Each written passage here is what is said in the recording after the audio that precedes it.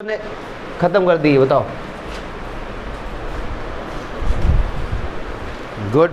तो चलो एक्सरसाइज 2.1 का सॉल्यूशन देखते हैं। हम लोगों ने इंट्रो पार्ट बहुत अच्छे से किया था। फर्स्ट क्वेश्चन बोले कि which of the following expression are polynomial in one variable. पहले ये चेक करो कि ये पॉलिनोमियल कौन कौन सी है, और कह रहे हैं एंड विच आर नॉट, कौन सी नहीं है। State reason for your answer, अगर कोई है तो इसका रीजन बताओ क्यों है। तो देखो पॉलिनोमियल में कुछ नहीं करना है, केवल वेरिएबल की जो पावर है ना, वेरिएबल की जो पावर, नॉट कांस्टेंट, वेरिएबल की जो पावर है वो होल नंबर होनी चाहिए। तो सुनो, इसमें वेरिएबल क्या है जी, एक्स स्क्वायर मतलब पावर 2, तो 2 is a whole number. X की पावर क्या है 1, 1 इज़ अ होल नंबर, तो this is a polynomial, this is a in one variable. इसमें वन वेरिएबल का यूज़ हो रहा है, तो एक्स एक्स। अब कोई बच्चा ये ना सोचे कि सर एक्स तो इसमें 2 बार आ गया, कोई बात नहीं, वन वेरिएबल है, कितनी बार भी आए, ठीक है। तो ये polynomial in one variable, reason क्या लिखेंगे कि पावर ऑफ वेरिएबल क्या है जी, होल नंबर। तो बस this is your answer, reason हो गया। अच्छा इसमें देखो y की पावर क्या है 2, एक होल नंबर है, तो ये क्या हो गया जी। अब कोई बच्चा ये ना सोचे कि सर √2 है, 2 हट, रूट का साइन हटता है तो पावर 1/2 आती है। अरे भैया कांस्टेंट की पावर कुछ भी हो, नेगेटिव हो, पॉइंट्स में हो, इमेजिनरी नंबर हो, रियल नंबर हो, कुछ भी, हमें इस पर जाने नहीं है, हमको केवल वेरिएबल से मतलब है। तो ये भी है। अच्छा यहाँ पे आ जाओ, 3√t, तो रूट हटता है, पावर क्या आती है जी 1/2, t√t। अब t की पावर क्या है, वेरिएबल यहाँ पे t है, और t की पावर 1/2 है, क्या 1/2 होल नंबर है नहीं, तो this is not a polynomial because the power of the variable is not a whole number. ये आपको लिख के आना है। चलो, और ये वन वेरिएबल तो है लेकिन पॉलिनोमियल नहीं है। अब कोई बच्चा ये ना सोचे कि सर यहाँ तो t की पावर 1 है, अरे भैया एक बार भी अगर ऐसा मिल गया कि जो पावर होल नंबर नहीं है तो फिर वो पॉलिनोमियल नहीं होता, ठीक। चलिए अब ये y अगर ऊपर जाएगा तो y की पावर क्या हो जाएगी -1, और -1 होल नंबर नहीं है।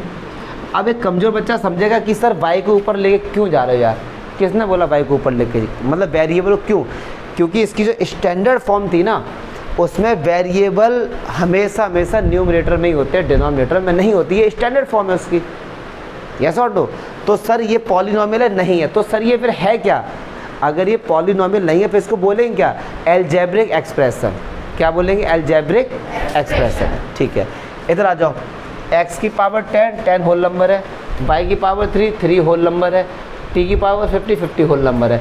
तो ये सब होल नंबर, तो ये पॉलिनोमियल तो है लेकिन वन वेरिएबल नहीं है भाई साहब। 3 x, y और t, 3 वेरिएबल, पॉलिनोमियल तो है लेकिन 3 वेरिएबल वाला है। तो इसमें पूछा था 1 वेरिएबल वाला, तो आप बोलेंगे this is a polynomial but not a 1 variable, this is 3, it contains 3 variable, ऐसा लिख के आएंगे आप, ठीक है। कंसेप्ट समझो बस, क्लियर है जी। पॉलिनोमियल तो है लेकिन वेरिएबल कितने हैं 3, जबकि ये कहते हैं कि 1 वेरिएबल वाले बताओ, ठीक है, समझ जाओ। सेकंड में कह रहे हैं right the coefficient of x square, x square का कोफिशिएंट, जो एक्स स्क्वायर के आगे लिखा होता है वो इसका क्या होता है, कोफिशिएंट, ठीक है।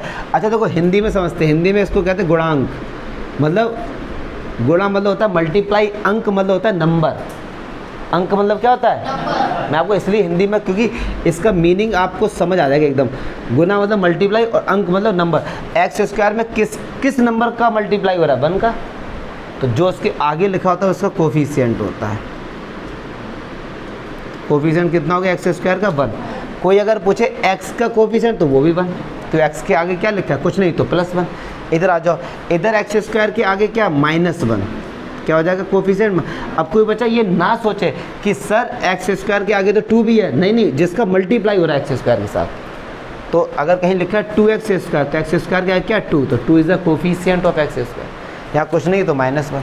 इधर आ जाओ, एक्स स्क्वायर का कोफिशिएंट π/2, यहाँ पे कहीं एक्स स्क्वायर है तो एक्स स्क्वायर का कोफिशिएंट 0।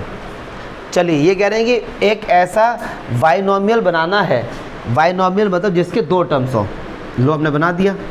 कह रहे लेकिन डिग्री क्या हो 35, तो लो भैया 35 लगा दिया। बाइनोमियल क्यों है, क्योंकि 2 टर्म है, डिग्री 35 देख लो आप खुद, बताओ ना यार, ठीक है। कह रहे हैं एक मोनोमियल बताना है, मतलब जिसमें 1 टर्म है लेकिन डिग्री क्या होनी चाहिए 1000, तो x की पावर 100 लो, ठीक है। एक और बना दो कोई, तो भैया लो हम ऐसे बना देते हैं, एक्स की पावर 50 और इंटू वाई की पावर 50। देखो मोनो एक ही टर्म है और डिग्री ऐड होके 100 हो रही है, ये भी कर दो। क्लियर है? मोनो का मतलब होता है एक टर्म, तो एक ही टर्म तो है ये, ठीक है। तो किसी तरीके से कर सकते हैं। नेक्स्ट क्वेश्चन देखेंगे, लिखना मांगता है तो चलो देखो। अच्छा इतना कह रहे हैं कि इनकी डिग्री बतानी है आपको, डिग्री। इसमें एक्स की मैक्सिमम पावर क्या है, यहाँ क्या है, यहाँ क्या है 1, तो सबसे ज़्यादा पावर क्या है 3, तो जो सबसे ज़्यादा होता है वो उसकी क्या होती है, डिग्री। तो इसकी डिग्री कितनी हो जाएगी जी, 3। ऐसा मत करना ऐड कर देना, इसकी 3, इसकी 2, इसकी 1, तो 6 का आप करके आ जाए। ये ऐड करोगे पावर, लेकिन तुम्हारे नंबर कम हो जाएंगे, तो ऐसा मत करना। इधर y की पावर क्या है और 4 की पावर क्या है, कुछ नहीं है, तो भैया वेरिएबल की पावर 0, तो सबसे ज़्यादा पावर 2 है, तो डिग्री क्या होगी इसकी जी। इसमें t की पावर क्या है 1, तो डिग्री क्या हो गई जी इसकी।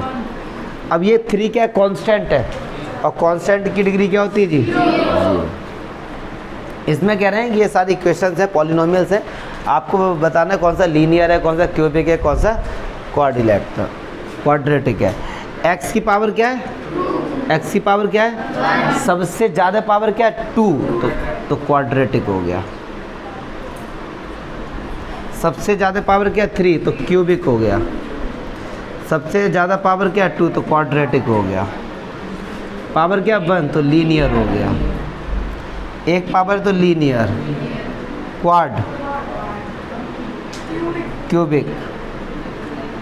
अर्पित बताओ भैया इसमें कितने टर्म्स हैं? इसको बोलेंगे क्या फिर, हैं?